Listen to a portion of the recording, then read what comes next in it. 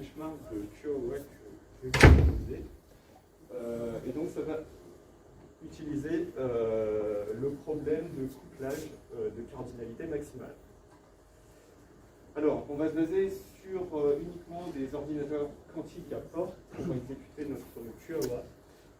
Et donc les résultats ont été uniquement réalisés à partir d'un simulateur. Voilà. Alors, l'informatique quantique, ça se base surtout sur deux principaux mécanismes de la mécanique quantique.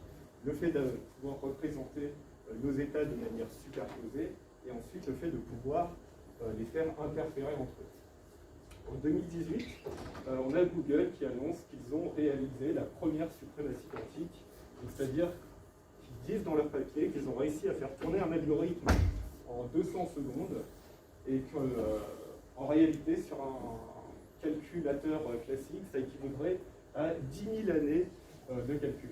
Donc forcément, ce résultat, il fait polémique, il est très vite remis en cause, et donc ça pose la question, comment est-ce qu'on peut faire un bon benchmark d'ordinateur quantique? Donc le but, c'est déjà de trouver une classe de problèmes assez générique, et puis ensuite, c'est de pouvoir essayer de benchmarker nos ordinateurs quantiques et de suivre leur évolution dans le temps.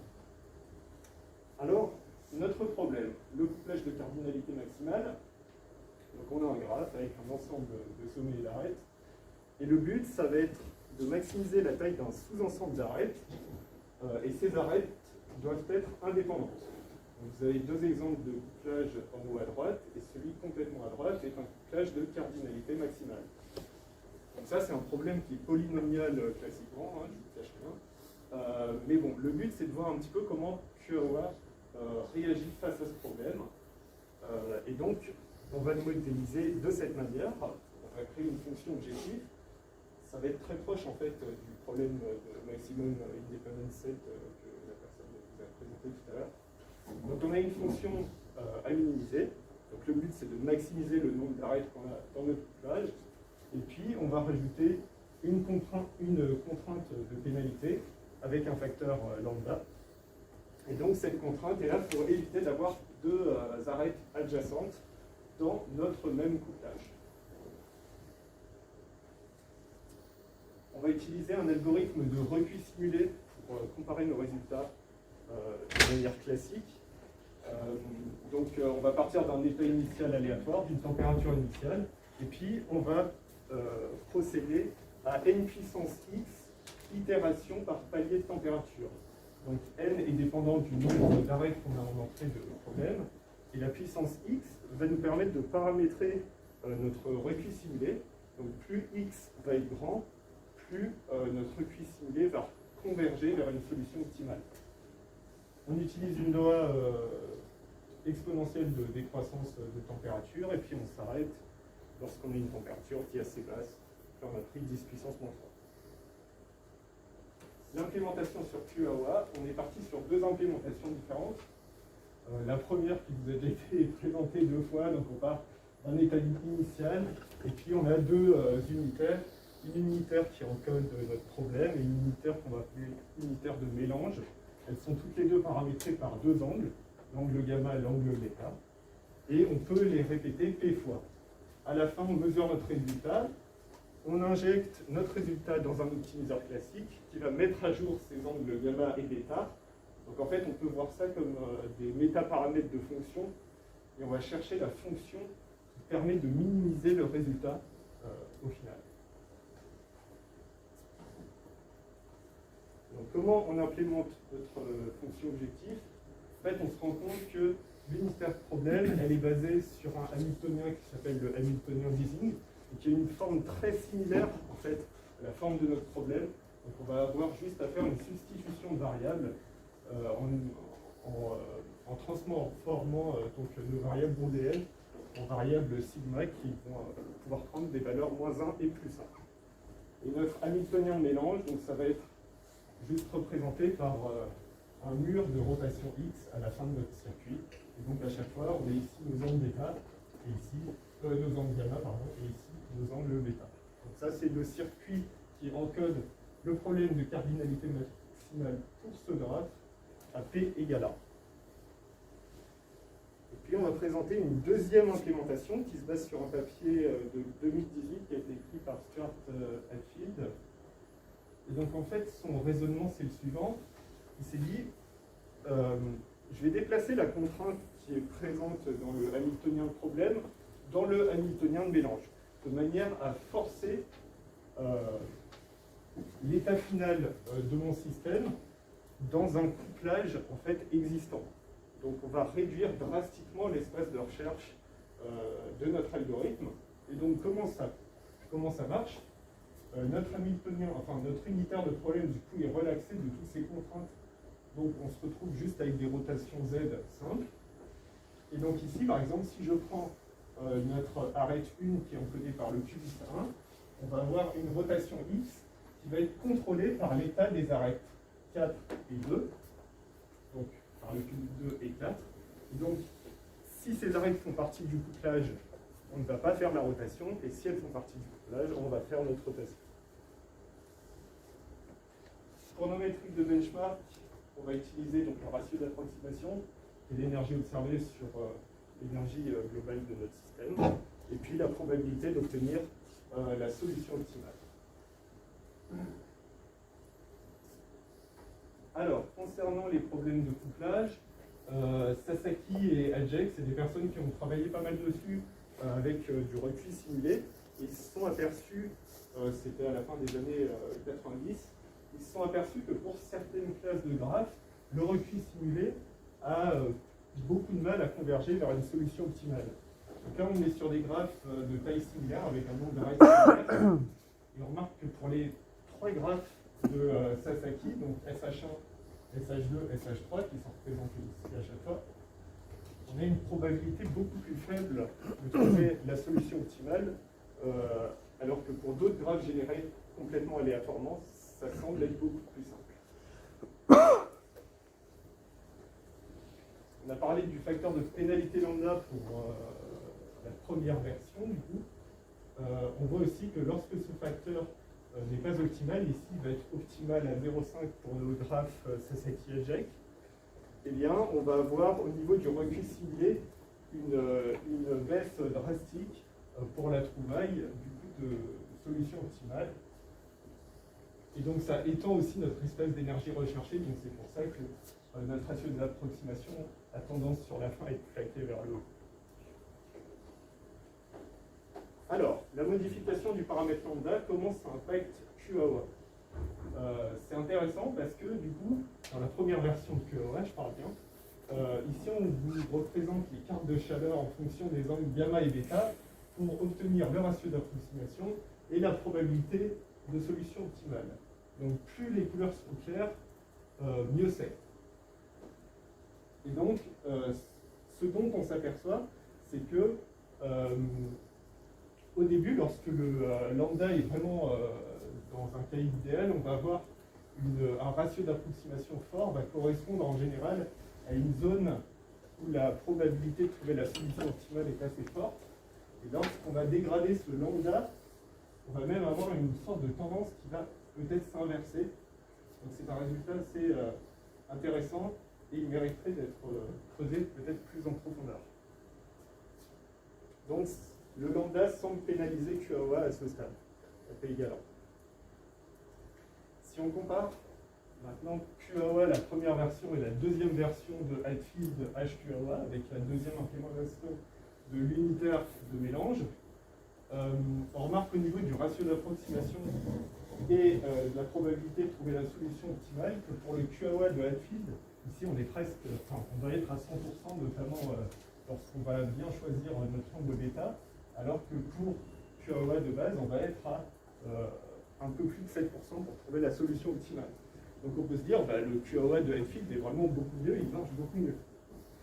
Mais ce dont on s'aperçoit, c'est qu'à P égale 1, si on regarde la profondeur de notre circuit, donc vous l'avez compris, l'informatique quantique, la profondeur est très importante, parce que plus notre circuit est long, plus on va avoir de bruit. Donc il faut faire en sorte qu'il soit le plus petit possible. Je suis désolé. Et donc on se rend compte que pour le QAOA de Hadfield à P égale 1, ça serait équivalent à faire tourner un QAOA pour le même problème standard à P égale 14. Donc c'est problématique. Enfin, si on compare nos résultats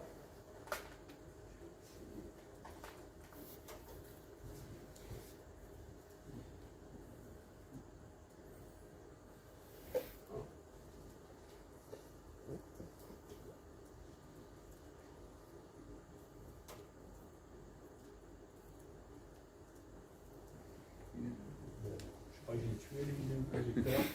Est-ce qu'il avait tué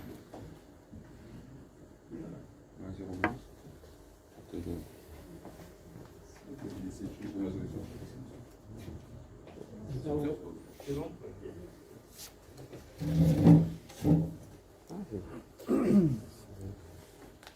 Donc si on prend l'implémentation basique de QAOA, ici on travaille sur les instances de graphes SH1, SH2, SH3. Ce sont les instances les plus difficiles pour le recuit simulé. Et là on travaille sur un recuit simulé qui est dégradé, vu qu'on est à n puissance 0,2 itérations par palier de température. Donc cette puissance justement va nous permettre de vraiment customiser notre comparaison. Donc on voit que lorsque P augmente, QAOA est amélioré dans sa résolution. Jusque-là, c'est normal. Et on voit que, par exemple, pour le graphe SH3, au niveau de la probabilité de trouver la solution optimale, on va avoir QAOA qui va dépasser notre recuit simulé. Donc, la ligne droite, c'est le recuit simulé, et celle qui augmente, c'est QAOA. Donc ça veut dire que si on trouve une méthode d'optimisation classique et efficace, des patterns d'optimisation pour trouver nos angles optimaux et qu'on augmente notre profondeur, QAOA va être capable de surpasser le recuit simulé petit à petit. Et donc c'est assez intéressant comme métrique de benchmark. Donc voilà, en conclusion, on remarque que QAOA semble être impacté un peu de la même manière que le recuit simulé concernant la résolution de certains graphes pour le couplage de cardinalité maximale.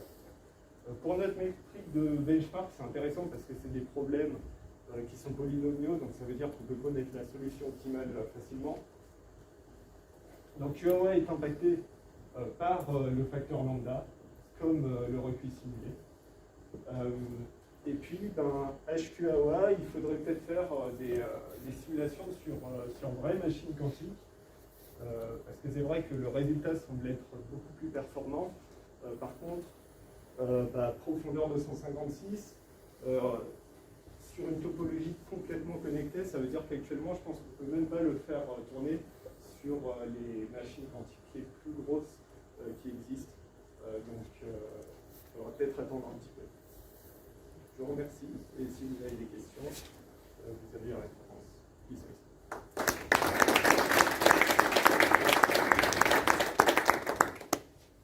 Question ? Oui. Bonjour, merci. Pourquoi le recuit simulé? Je peux comprendre qu'on va le développer pour le comparer au recuit quantique, mais là, comment on compare avec un algorithme pour une machine à porte? Je me demande pourquoi ce choix de heuristique de comparaison. Alors c'est parce que déjà on va pouvoir vraiment personnaliser notre méthode de comparaison, donc pouvoir le faire progresser plus ou moins en fonction de ce qu'on souhaite faire. Et ce qui est bien aussi, c'est que c'est une méthode qui peut être utilisée pour beaucoup d'autres problèmes, notamment pour des problèmes NP complets. Donc déjà voir comment il se comporte sur des problèmes polynomiaux. Ensuite, on peut peut-être tirer des enseignements sur son comportement sur des problèmes beaucoup plus compliqués. D'accord. Est-ce que vous avez regardé l'ensemble des paramètres optimaux pour les différentes classes de SH, enfin pour différents graphes, différentes instances de SH, SH1, SH2, SH3? Est-ce que les paramètres optimaux pour le QAOA sont dans une zone similaire? Et est-ce que du coup vous avez peut-être vu s'il y a une classe sur laquelle QAOA, est-ce qu'en fait il est bon de façon générale sur ces graphes-là, ou est-ce que c'est une sous-partie peut-être, ou est-ce qu'il y a des critères? Alors je sais qu'il y a eu pas mal de papiers qui ont été publiés assez récemment sur notamment des méthodes d'interpolation pour la trouvaille de ces angles gamma et bêta. Malheureusement, on n'a pas trouvé la même tendance sur nos problèmes, donc c'est un sujet qui a exploré. C'est peut-être notamment dû à cette contrainte qui est ajoutée. Je sais que sur du MaxQt, sur des graphes déréguliers, ça marche très bien ce genre de pattern. Après, sur notre problème, c'est encore rare. Donc c'est pour ça que je vous ai dit à la toute fin qu'il fallait quand même trouver des méthodes d'optimisation optimale. Donc c'est un sujet actif de recherche. Mais non, en effet, on n'a pas trouvé de pattern particulier à ce niveau-là. Mais c'est un peu corrélé avec votre question. Le problème est facile apparemment. J'ai vu les graphes, c'est réellement les graphes, ils sont petits. Et on a pour trouver le couplage de taille maximale, c'est un peu facile. Et à mon avis, je pense que je ne sais pas si vous compliquez la vie pour rien, ou bien réellement c'est pour attaquer des problèmes de très très grande taille. Parce que je sais qu'on peut toujours amener un problème quadratique sans contrainte, et il y a pas mal de méthodes sur le sujet. Parce que rétrécir, je pense que nous avons comme démarche, parce qu'il y en a d'autres qui font mieux. Oui, bien sûr. Après, là, le but, c'est vraiment pas de montrer que notre algorithme est performant par rapport à des méthodes classiques. C'est vraiment pas le but. Le but, c'est plutôt d'évaluer sa performance vis-à-vis du recueil simulé et d'étudier via des problèmes avec lesquels on a des solutions optimales connues facilement, vérifier du coup la performance des machines quantiques et vérifier leur évolution à partir de problèmes de ce style. La performance est mesurée en termes de temps de calcul ou en termes de qualité de la solution? Eh bien les deux peuvent, les deux sont, enfin, en informatique quantique, on a souvent un trade-off et c'est pareil en informatique classique parce qu'on va être capable de paralléliser notre exécution sur notre circuit. Donc au final, la profondeur peut être réduite si on augmente l'espace utilisé. Mais oui, en effet, ça serait justement oui, au niveau de la qualité de la solution optimale, peut-être au niveau du bruit qu'on obtient, voir à quel point le bruit de notre ordinateur quantique affecte nos résultats. Il y a une question, Adam? Est-ce que ce n'est pas une approche biaisée dès le départ? Parce que les machines quantiques ne sont pas toutes identiques. Google et IBM cherchent à avoir des calculateurs quantiques universels, contrairement à D-Wave qui est un peu plus spécialisé, sans parler d'Atos qui a un peu une autre approche. Donc qu'est-ce que vous voulez comparer? Par exemple, les machines d'IBM et de Google ou par exemple IBM et D-Wave? Donc là, c'est basé sur des ordinateurs quantiques à port. Donc c'est typiquement les modèles de Google, IBM.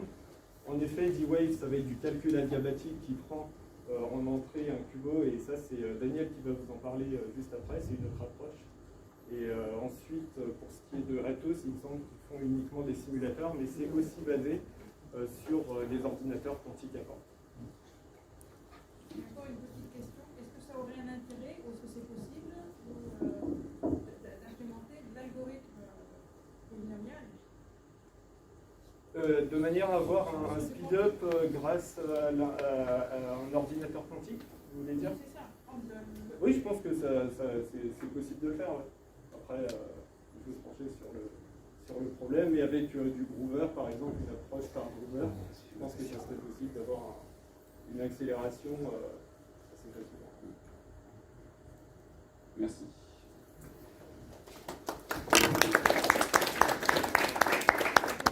Donc on va passer à la